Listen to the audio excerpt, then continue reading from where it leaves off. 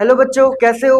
उम्मीद है कि आप लोग अच्छे होंगे। सो वेलकम टू द आयाम एजुकेशन। मैं आज आपके लिए लाया हूँ बेटा क्लास 10th आईसीएससी के पिछले ईयर के पीवाईक्यूज। तो स्टार्ट करते हैं सबसे पहले एमसीक्यू से, ठीक है?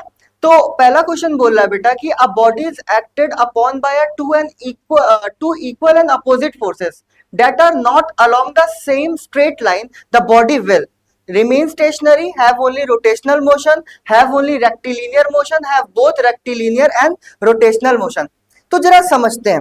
मान के चलो ये मेरा एक पेन है, ठीक है?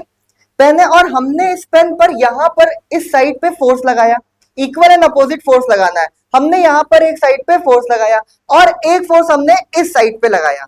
अब ये फोर्स और ये फोर्स दोनों का लाइन ऑफ एक्शन बेटा सेम है। अगर लाइन ऑफ एक्शन सेम होगा तो ये ट्रांसलेशन इक्विलिब्रियम में भी है और रोटेशनल इक्विलिब्रियम में भी है। ना ये चल रही है और ना ये घूम रही है, ना ये रोटेट कर रही है। जरा ध्यान से सुनना कि मान के चलो हमने एक बॉडी ले ली, हमने क्या ले ली बेटा, एक बॉडी ले ली और इधर एक हमने फोर्स लगाया F1 और एक फोर्स हमने लगाया इधर F2, ठीक है? एक फोर्स हमने F1 लगाया, एक फोर्स F2 लगाया। F1 और F2 का जो लाइन ऑफ एक्शन है, ये जो लाइन पास कर रही है, ये जो लाइन है, ये लाइन दोनों पे कॉमन लग रही है। ये जो लाइन पास कर रही है, इस लाइन पे F1 भी लग रहा और इस लाइन पर F2 पे लग रहा। मतलब line of action of force क्या है, सेम है। अगर ऐसा होता है तो जो बॉडी होती है वो ट्रांसलेशन इक्विलिब्रियम में भी होती है और रोटेशनल इक्विलिब्रियम में होती है। अगर मान के चलो हमने ये पेन ले लिया, ठीक है, और हमने एक साइड ऐसे फोर्स लगाया पकड़ के और एक साइड ऐसे फोर्स लगाया, ये फोर्स का लाइन ऑफ एक्शन ऐसे है और इस फोर्स का लाइन ऑफ एक्शन ऐसे है। और जब दो फोर्सेस इक्वल एंड अपोजिट हो और उनका लाइन ऑफ एक्शन सेम नहीं होगा तो वो बॉडी में क्या लाता है बेटा, रोटेशन लाता है। तो यहां पर ऑप्शन में क्या बोला है कि body is acted upon by two an equal and opposite force, लेकिन उसका लाइन ऑफ एक्शन मतलब कि along the same straight line same नहीं है, मतलब स्ट्रेट लाइन सेम नहीं है, तो वो बॉडी में क्या लाएगा, रोटेशन लाएगा। तो ऑप्शन नंबर बी तुम्हारा सही है only rotational motion. Next question देखते हैं। नेक्स्ट क्वेश्चन बोल रहा है बेटा which among the following is a vector quantity. कौन सा इसमें वेक्टर क्वांटिटी है? तो इसमें वर्क आपको पता है स्केलर क्वांटिटी होता है, power is also scalar quantity, energy is related to work done also a scalar quantity, movement of couple, movement that is a vector quantity. तो यहां पर हम ऑप्शन नंबर डी को राइट बोल देंगे कि मूवमेंट ऑफ कपल तुम्हारा कैसा होता है, वेक्टर क्वांटिटी होता है। Easy question. नेक्स्ट क्वेश्चन बोल रहा है बेटा what is the correct energy transformation during a burning of a candle. अगर एक कैंडल बर्न करती है तो क्या होता है? पहला ऑप्शन बोल रहा है क्या, heat is equal to kinetic plus potential. नहीं भाई, हीट काइनेटिक और पोटेंशियल कोई मतलब ही नहीं है क्योंकि बर्निंग ऑफ अ कैंडल है। मैकेनिकल ये भी नहीं होगा, मैकेनिकल से भी कोई मतलब नहीं होगा, ठीक है? हीट केमिकल प्लस लाइट ये भी नहीं होगा क्योंकि सबसे पहले अगर बर्निंग ऑफ अ कैंडल है तो वहां पर केमिकल रिएक्शन होगा, देन लाइट और हीट मिलेगी, हमें हीट और लाइट मिलेगी। तो केमिकल से हमें हीट और लाइट मिलेगी। तो ऑप्शन नंबर सी हमारा बिल्कुल सही ऑप्शन है, ऑप्शन नंबर बी सही नहीं है, ठीक है? आगे बढ़ते हैं हम लोग। आगे बोल रहा है बेटा कि when a ray of light passes from one optical medium to another which of the following physical quantity does not change। कौन सी फिजिकल क्वांटिटी चेंज नहीं होती? तो हमेशा दिमाग में रखना आपने कि जब भी रे ऑफ लाइट एक मीडियम से दूसरे मीडियम में पास करेगी तो उसका फ्रीक्वेंसी चेंज नहीं होगा, क्योंकि जो फ्रीक्वेंसी है बेटा वो सोर्स पे डिपेंड करता है ना कि मीडियम पे डिपेंड करता है। चेक करते हैं फ्रीक्वेंसी, हमारा ऑप्शन नंबर बी है। तो फ्रीक्वेंसी ऑफ द वेव, तो ऑप्शन नंबर बी हमारा सही है, ठीक है? नेक्स्ट, ये थ्योरेटिकल क्वेश्चन है। क्वेश्चन नंबर 5 क्या बोल रहा है बेटा, which one of the following combination is the correct ascending order of electromagnetic wave in terms of wavelength. तो आपको इसकी वेवलेंथ सबकी याद करनी पड़ेगी, ये थ्योरेटिकल क्वेश्चन है। तो सबसे कम वेवलेंथ किसकी होती है बेटा, गामा की होती है, देन विजिबल, देन माइक्रोवेव, ठीक है? तो असेंडिंग ऑर्डर में है तो गामा होगा, then visible and then microwave. तो ऑप्शन नंबर ए जो है हमारा वो राइट है। नेक्स्ट क्वेश्चन बोल रहा है ठीक ठीक क्वेश्चन है ये, अच्छा क्वेश्चन है। बोल रहा है कि for a lever, next question बोल रहा है बेटा, for a lever a graph is plotted. एक लीवर है, उसके लिए हमने ग्राफ को क्या करा है, प्लॉट किया है, ठीक है, with load on Y axis. चलो बनाते हैं। ये तुम्हारा वाई एक्सिस है, ये तुम्हारा एक्स एक्सिस है, ठीक है। वाई एक्सिस में हमने क्या रखा बेटा, लोड को रखा, वाई एक्सिस में हमने लोड को रखा, ठीक है। देन एक्स एक्सिस में हमने किसको रखा, एफर्ट को रखा। एक्स एक्सिस में हमने किसको रखा, एफर्ट को रखा, ठीक है। Which of the following represent the slope of the graph. Slope निकालते हैं सबसे पहले, स्लोप निकालते हैं। तो डेट इज अ स्लोप, तो स्लोप क्या होगा तुम्हारा, tan थीटा, और tan theta perpendicular upon base, perpendicular upon base that means क्या हो जाएगा तुम्हारा बेटा, load upon effort. Perpendicular upon base में लोड अपॉन एफर्ट, और लोड अपॉन एफर्ट क्या होता है तुम्हारा, मैकेनिकल एडवांटेज होता है क्या। लोड अपॉन एफर्ट क्या होता है, मैकेनिकल एडवांटेज। दैट मींस जो tan थीटा है that is a slope, that is a slope of mechanical advantage. तो मतलब कि लोड और एफर्ट का जो स्लोप होगा वो हमें क्या दे देगा, हमारा मैकेनिकल एडवांटेज दे देगा। तो ऑप्शन नंबर ए तुम्हारा राइट है। तो option number A is the right answer. चलो आगे बढ़ते हैं। क्वेश्चन बोल रहा है बेटा, for a real image form by convex lens, convex lens है, the ratio of I is to O is 2:5, then the object is. चलो बनाते हैं, क्या बोल रहा है, ये तुम्हारा कॉन्वेक्स लेंस है, ये तुम्हारा कॉन्वेक्स लेंस है, that is a optical centre. ये क्या होता है बेटा, आपका ऑप्टिकल सेंटर होता है। यहां पे हमने F1 ले लिया, यहां पे हमने क्या ले लिया, 2F1, यहां पे हमने F2 ले लिया, और यहां पे हमने 2F2 ले लिया, ठीक है। बोल रहा है कि I किसको डिनोट करता है, हाइट ऑफ इमेज, और O किसको डिनोट करता है, हाइट ऑफ ऑब्जेक्ट को। मतलब कि जो मैग्निफिकेशन है, height of image upon height of object, magnification है वो कितना दे रखा है तुम्हारा, 2:5। मैग्निफिकेशन कितना दे रखा है बेटा, 2:5 दे रखा है। दैट मींस जो मैग्निफिकेशन है तुम्हारा वो लेस देन 1 है। और मैग्निफिकेशन अगर लेस देन 1 है तो कैसी इमेज बनेगी हमारी, डिमिनिश्ड इमेज बनेगी। इमेज तुम्हारी कैसी बनेगी, डिमिनिश्ड बनेगी। और इमेज तुम्हारी डिमिनिश्ड कब बनती है, जब ऑब्जेक्ट तुम्हारा कहां पे रखा हो बेटा, बियॉन्ड 2F1। जब ऑब्जेक्ट तुम्हारा कहां रखा हो, बियॉन्ड 2F1, तो ये तुम्हारा कहां से निकल जाएगा, F2 से निकल जाएगा। एंड देन ऑप्टिकल सेंटर से हम निकाल लेते हैं ये। तो तुम्हारी इमेज तुम्हारी यहां बनती है, कोई दिक्कत। तो मतलब कि इमेज तुम्हारी डिमिनिश बन रही है जब हमने ऑब्जेक्ट को कहां रखा बेटा, बियॉन्ड 2F1। तो ऑप्शन नंबर बी जो होगा हमारा सही आंसर होगा। चलो, तो ऑप्शन नंबर बी तुम्हारा सही है। नेक्स्ट क्वेश्चन क्या बोल रहा है बेटा, नेक्स्ट क्वेश्चन बोल रहा है कि a ray of light is incident normally on a face of equilateral prism, ठीक है। A ray gets normally totally reflected at a second refracting surface, ठीक। The total deviation produce in a path of the ray is. चलो बनाते हैं।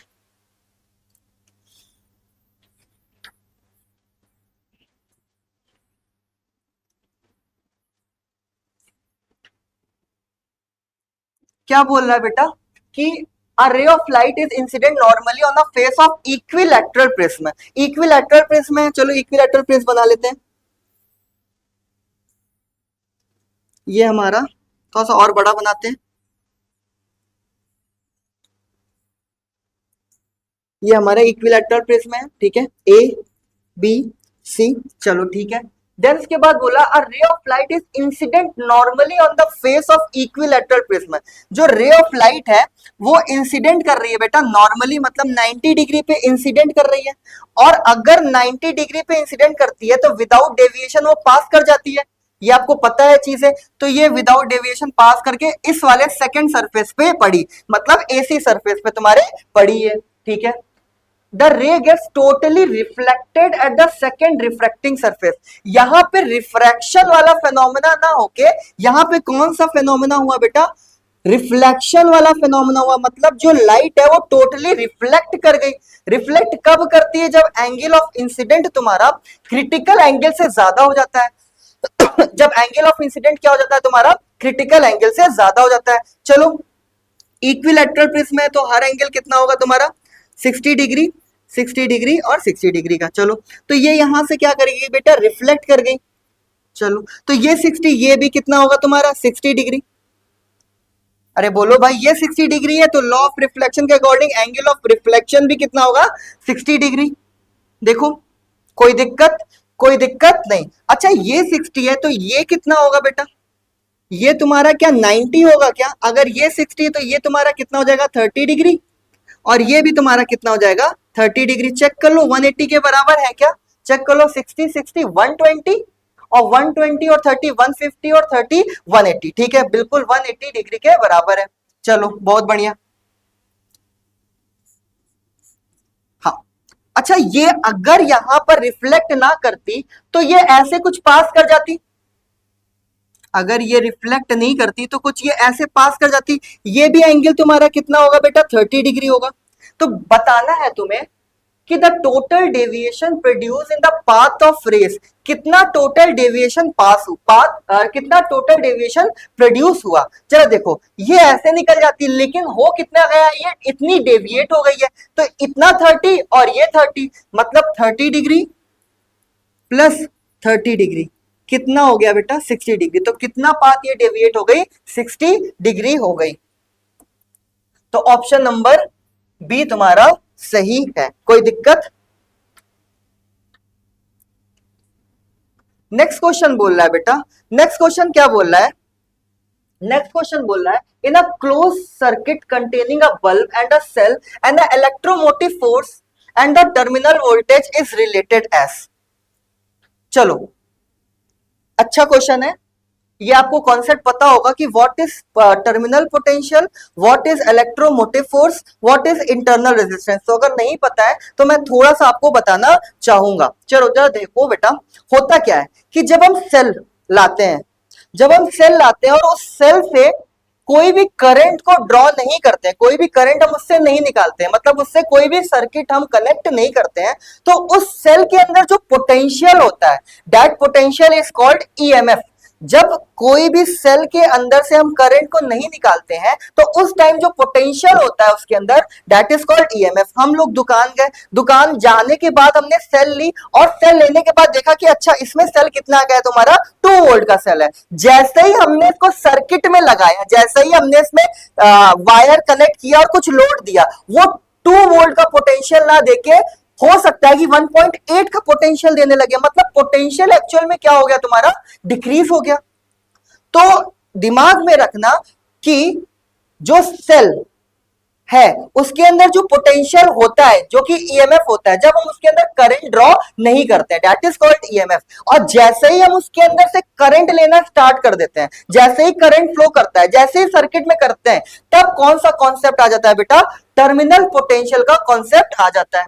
तब कौन सा concept आ जाता है तुम्हारा? टर्मिनल पोटेंशियल का कॉन्सेप्ट आ जाता है। जरा देखो, जरा देखो, मान के चलो हमने एक सेल बनाया, समझो यहां पर हमने क्या बनाया? एक सेल बनाया।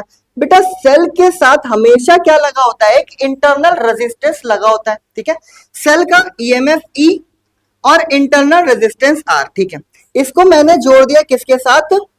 लोड के साथ जोड़ दिया। इसको मैंने किसके साथ जोड़ दिया? लोड के साथ जोड़ दिया। ठीक है, अब हुआ क्या? हुआ ये कि जो टर्मिनल पोटेंशियल है अब हमें मिलेगा जब हमने सर्किट में कनेक्ट कर दिया। जब हम किसी बैटरी को सर्किट के साथ कनेक्ट करते हैं तो हमें पोटेंशियल टर्मिनल पोटेंशियल मिलने लगता है। तो जो टर्मिनल पोटेंशियल होता है वो हमेशा ईएमएफ से क्या होगा तुम्हारा? कम होगा। जो टर्मिनल पोटेंशियल होगा वो ईएमएफ से हमेशा कम होगा। ठीक है, तो potential terminal potential is equal to EMF minus, और किसकी वजह से कम हो जाता है? तो सेल के अंदर इंटरनल रेजिस्टेंस होता है। सेल के अंदर क्या होता है बेटा? इंटरनल रेजिस्टेंस होता है, जिसके कारण उसका जो टर्मिनल पोटेंशियल है वो कम हो जाता है। तो V is equal to E minus I R. तो तुम्हारा आएगा option number B is the right answer. Option number B तुम्हारा क्या होगा, बिल्कुल सही होगा। बताओ कोई दिक्कत? ऑप्शन नंबर बी सही है। चलो नेक्स्ट क्वेश्चन करते हैं। क्वेश्चन बोल रहा है बेटा, a metal piece of mass 5 kg। Mass कितना दे रखा है तुम्हारा?